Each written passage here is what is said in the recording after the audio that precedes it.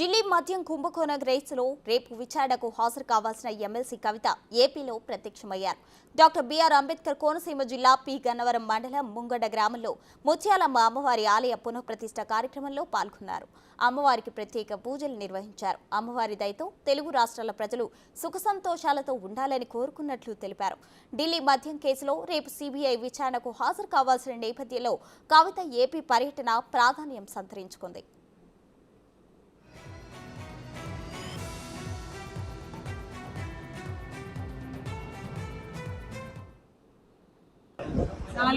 సంవత్సరాల పైచిలకు చరిత్ర ఉన్నటువంటి ఆలయంలో అమ్మవారిని దర్శించుకోవడం అన్నటువంటిది పూర్వజన్మ సుకృతం అనుకుంటా ఉన్నాను. ఈ ముంగంట ప్రాంత చరిత్ర మనందరికీ తెలిసిందే. ఎన్నో సంవత్సరాలుగా బ్రిటిష్ వారి నుండి కూడా తలవంచకుండా మన ఆంధ్ర పౌరుషాన్ని తెలియజేసినటువంటి గ్రామం అటువంటి ప్రాంతం. మరి ఇక్కడి ప్రజలందరూ కూడా చాలా అద్భుతంగా ఆలయాన్ని పునఃప్రతిష్ఠ చేసుకొని అమ్మవారిని మన సాంప్రదాయాన్ని నిలుపుకునే విధంగా చేస్తున్నటువంటి ప్రయత్నం తప్పకుండా ఈ గ్రామాన్నే కాకుండా యావత్ ఆంధ్రప్రదేశ్ రాష్ట్రాన్ని కూడా చక్కగా కాపాడుతుందని, అభివృద్ధి పదంలో ముత్యాలమ్మ వారు ఆంధ్రప్రదేశ్ రాష్ట్రాన్ని కూడా తీసుకెళ్లాలని చెప్పి మనస్ఫూర్తిగా ప్రార్థన చేస్తూ మరి అమ్మవారి దయతో తెలంగాణ రాష్ట్రం బాగుండాలి, ఆంధ్ర రాష్ట్రం బాగుండాలని కోరుకుంటూ అందరూ చక్కగా ఉండాలి. ధన్యవాదాలు. ఇంత మంచి దర్శనానికి అవకాశం ఇచ్చినటువంటి ముంగంట గ్రామస్తులకు. ఢిల్లీ మద్యం కేసులో రేపు సిబిఐ విచారణకు హాజరు కావాల్సిన కవిత ఏపీలో ప్రత్యక్షమయ్యారు. ఇక దీనికి సంబంధించి పూర్తి అప్డేట్స్ మా ప్రతినిధి రాజేష్ అందిస్తారు. చెప్పండి రాజేష్. Thank you Prasuna.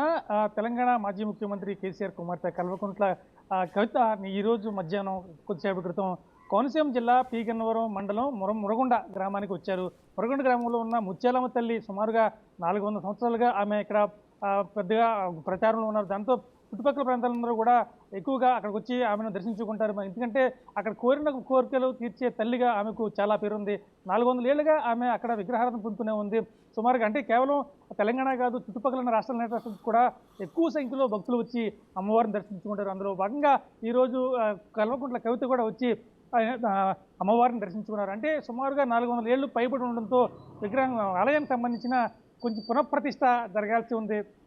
ఈ నేపథ్యంలో ఆలయ అభివృద్ధికి సంబంధించిన పలు కార్యక్రమాలు జరుగుతున్నాయి. ఈ నేపథ్యంలో వాటిలో పాలు పంచుకునేందుకు కవిత వచ్చారు. అయితే కొద్దిసేపటి క్రితం అక్కడ అందరితో కూడా చాలామంది ఇదివరకు బీఆర్ఎస్ పార్టీ పెట్టిన తర్వాత కోనసీమలో పెద్ద ఎత్తున బీఆర్ఎస్ ఫ్లెక్సీలు వెలిచాయి, కేసీఆర్ ఫ్లెక్సీలు వెలిచాయి. ఈ నేపథ్యంలో తమ అభిమాన నాయకుడి కుమార్తె కోనసీమ జిల్లాకు రావడంతో పెద్ద ఎత్తున ఆమెను చూసేందుకు వెళ్లారు. అందరితో కూడా కవిత గురించి మాట్లాడారు. ఏది ఏమైనా కానీ ముత్యాలమ్మ తల్లి ఆశీర్వాదంతో అటు తెలంగాణ ఇటు ఆంధ్రప్రదేశ్ రెండు రాష్ట్రాలు కూడా సంతోషంగా ఉండాలి, అందరూ సుఖ సంతోషాలతో ఉండాలని ఆమె కోరారు. మరోవైపు ఆ పార్టీ శ్రేణులందరూ కూడా ఆమెను వ్యక్తిగతంగా వచ్చి కలిసినట్లుగా తెలుస్తుంది. అంటే కేవలం బీఆర్ఎస్ నుంచి కాకుండా అటు తెలుగుదేశం కావచ్చు, టీడీపీ కావచ్చు, జనసేన పార్టీ శ్రేణులందరూ కూడా వెళ్ళి మర్యాదపూర్వకంగా ఆమెను కలిసి తెలుస్తుంది. ఏది ఏమన్నా కానీ కోనసీమ జిల్లా అంటేనే ఒక ఆధ్యాత్మిక కేంద్రం.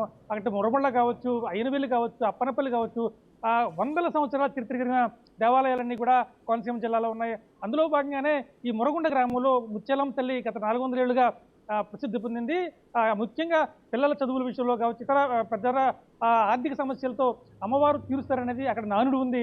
ఈ నేపథ్యంలో ఇతర సమస్యల పరిష్కారం కావచ్చు, పక్కన మద్యం కుంభకోణంలో ఆమె పేరుండడంతో అందుకోసం కానీ ఆమెను వచ్చి ఆమెను దర్శించుకున్నారా, ఆ కేసుల నుంచి బయటపడేవాలని చెప్పి ఆమె కోరుకున్నారా అనేది ఒక మర్తీ వినపడుతుంది.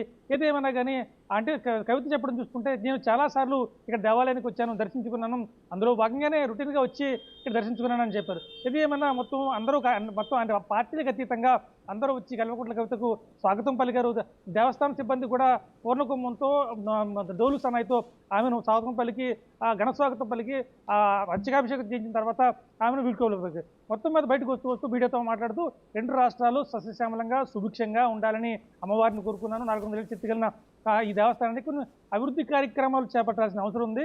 ఆ కార్యక్రమాల్లో నన్ను పాల్పంచుకోమని ఆహ్వానం పంపడంతో వచ్చి ఆ కార్యక్రమాన్ని పాల్పంచుకోవడానికి తన అదృష్టంగా భావిస్తున్నట్లుగా చెప్పారు. ఏదేమన్నా ప్రశాంతంగా దర్శనం చేసుకున్న తర్వాత మళ్ళీ తిరుగుపైన హైదరాబాద్కి బయలుదేరి చెప్పాలి. Right Rajesh, thank you.